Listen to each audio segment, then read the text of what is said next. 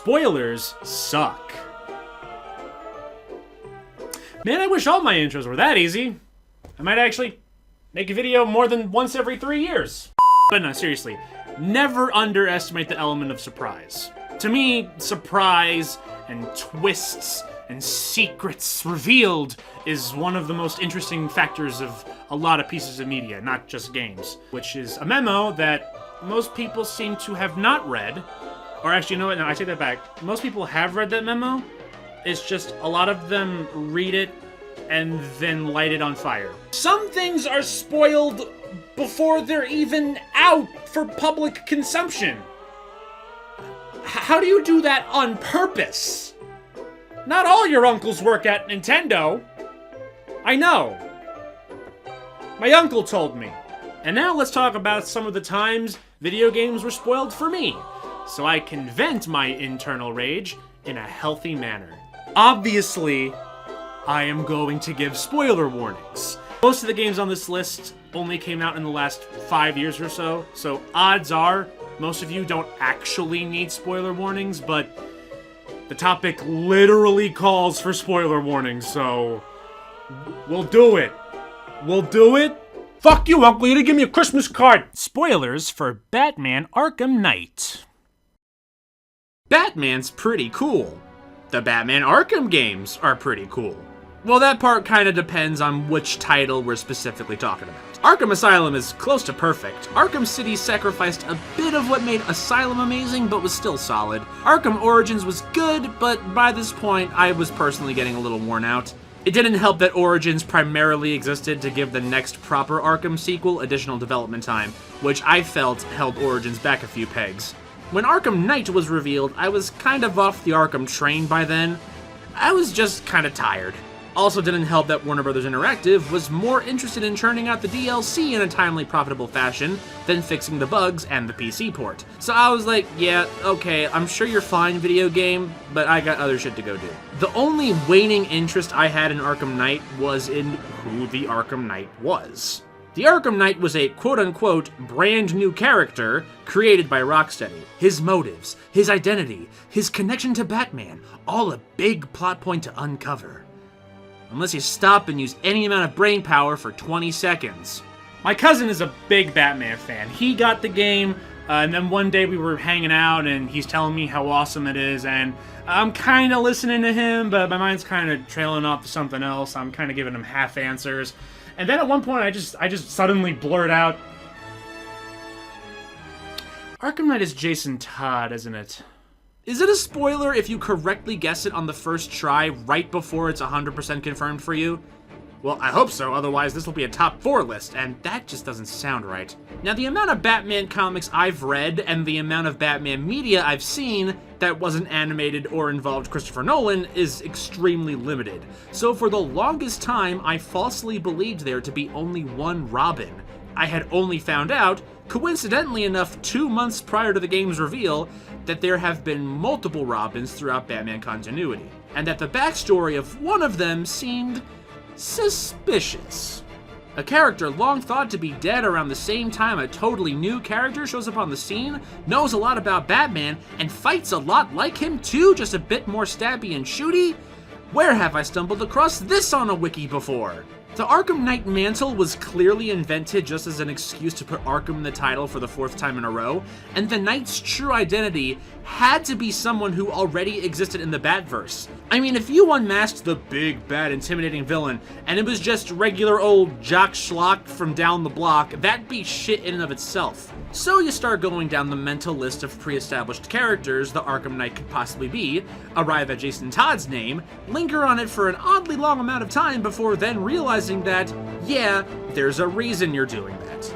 It all turned out to just be a retelling of Red Hood's backstory, and then he immediately becomes Red Hood anyway! Hello? Spoilers for Metal Gear Rising: Revengeance. When a game is spoiled for someone, the spoiler in question is usually a significant plot twist. In video games, there's usually only one, sometimes 2, plot twists. In Metal Gear video games, there's usually a plot twist every 20 minutes. Any sentence I use to describe most moments in Metal Gear games can potentially be considered a spoiler, but you probably wouldn't understand the spoiler because you wouldn't have much context for it. Unless I also spoiled the plot twist from 20 minutes ago as well, and then the one 20 minutes before that one, etc, etc. Then a Metal Gear game comes out that's surprisingly lighter on story. Oh, don't you worry, there's still that good old Kojima bullshit nestled away in every cutscene. But, you know, you're not gonna hear a phone call that ends with the words Mr. Director in this one. Surely we're safe from spoilers this time, cause there is nothing to spoil. Right? While it seems like it's right up my alley, at the time I actually wasn't entirely interested in Metal Gear Rising, even with Platinum Games attached to it.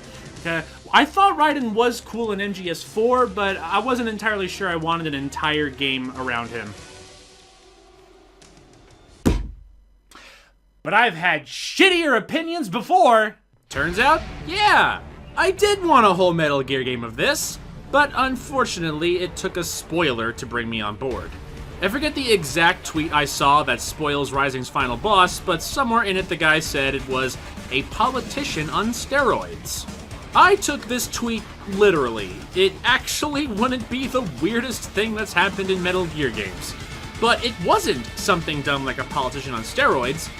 It was dumber than that.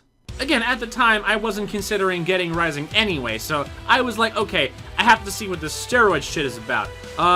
Wait, that's not steroids? That's the live stream. I played that game. That wasn't steroids. Rising is a pretty silly game, but the silliness kinda gradually builds up throughout the game, only hitting its true peak during the finale with Senator Stephen Armstrong. But I, poor sad fool, saw the finale first. The rest of you had a couple of hours of edging. I jumped in raw, and one of the first things I hear is, "The rich kill the poor and then they pee on their corpse. Something, politics. 9/11 was an inside job." Let me make sure we're all on the same page here, okay? A cyborg ninja is on top of a giant spider mech in the middle of Pakistan, getting his shit kicked in by Mayor Mike Hagar. All the while, they're having sensitive political discussions about the economy, approval ratings, football, memes, a balanced breakfast, and "They'll make America great again!"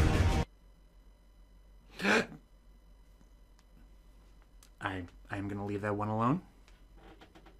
I have instead prepared a substitute joke.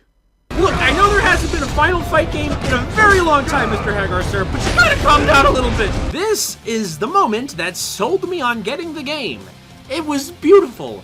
It was amazing. It was the exact level of cheese I craved, and I needed more of it. Thus making this the one instance of spoilers being beneficial to me. That won't happen again.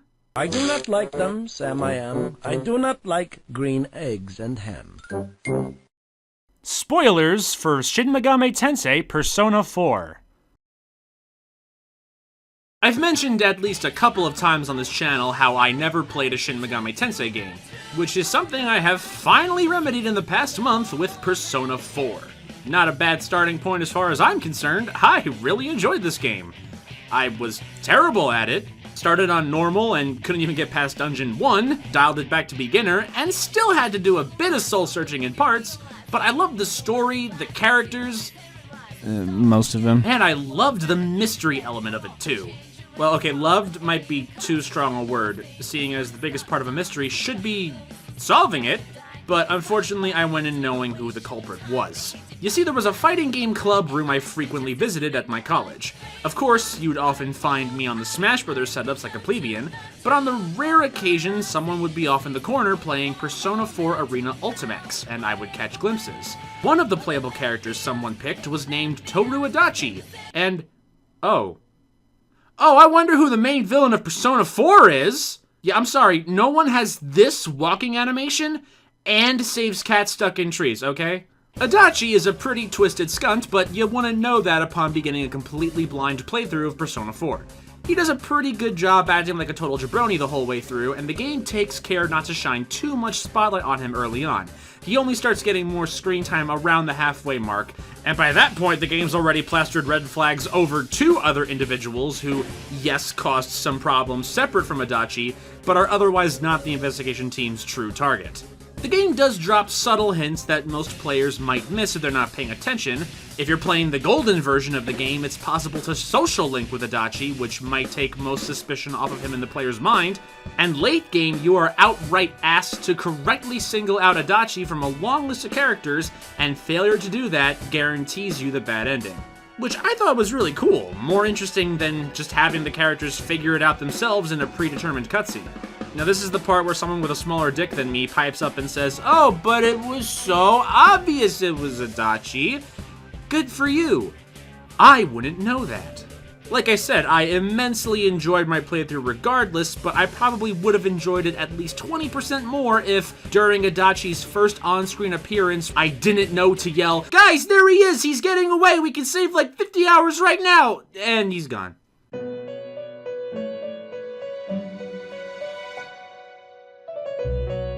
Thankfully, as somewhat of a consolation of sorts, the secret true ending with Izanami managed to fly under my radar completely.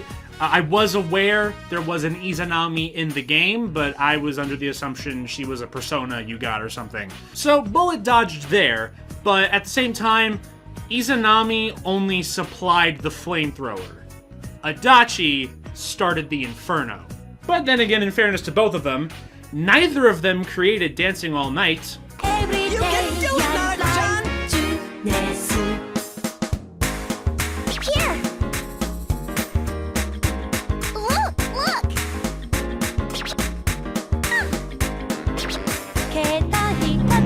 Wasn't that great? Spoilers for Doki Doki Literature Club. Okay, real important before we carry on with this particular segment. If you have not skipped because you don't care about spoilers, but are completely unaware as to what goes on in Doki Doki Literature Club, well, I'm about to throw you for a loop. Disturbing content warning. I know, listen, you're gonna have to roll with me on this one, okay? All right, I'm gonna put the time back up. You can skip to that. Do it within the next 5 seconds. Okay, 5, 4, 3, 2, 1. Point of no return. Hey, I counted to 5. Be gone, lawyers. I start seeing videos in my feed for what I naturally assumed to be another generic romantic visual novel with cute anime girls that will probably have scandalous CGs of them in suggestive poses, with that weird reflection thing on their boobs that they always do for some reason. I was like, no thanks, I can look those up some other time.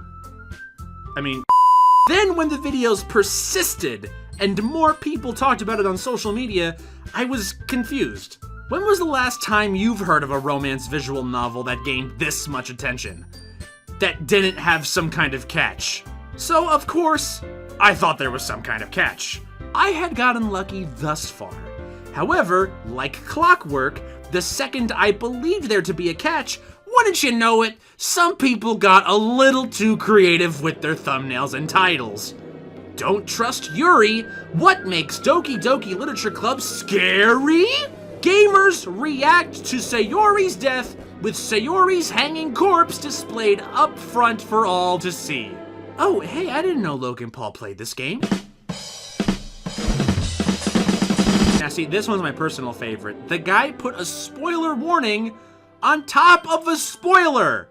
This is a game about poems, right? Well, I got some fucking poetry for you right here. Now, in fairness, you're issued a warning from the game itself the second you boot it up that what you're about to play contains some stuff you might not be down with.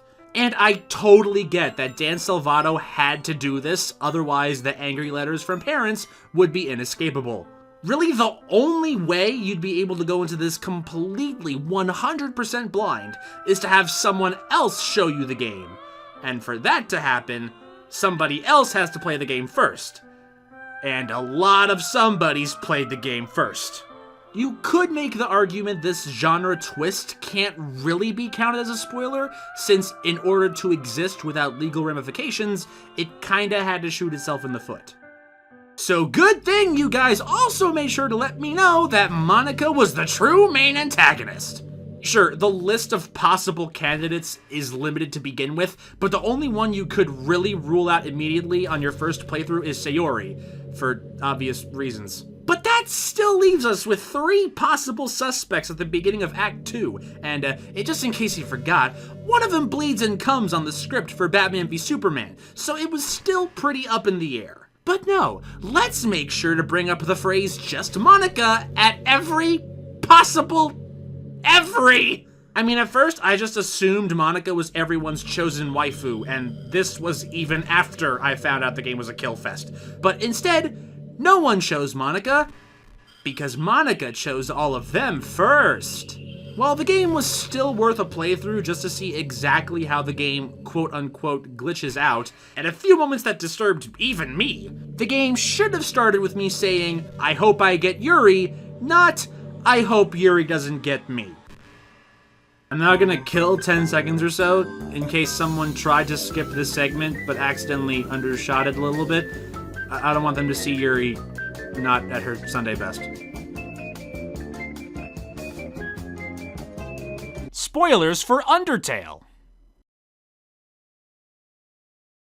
I remember I was streaming some random bullshit whatever back in October 2015, and someone in my chat was like, hey, Chris, you should stream Undertale. It's a cool game. It came out like a month ago. You should try it. And I was like, bitch, what's Undertale?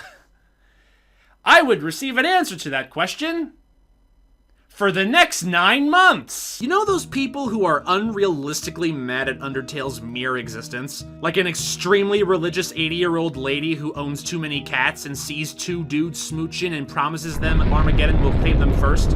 I can almost kinda see where they're coming from. The Undertale people, not the cat lady. For a hot minute, Undertale was everywhere. Nobody would shut up about it, which is fine. I get it. Be a fan of things you love. I wish more people would do that.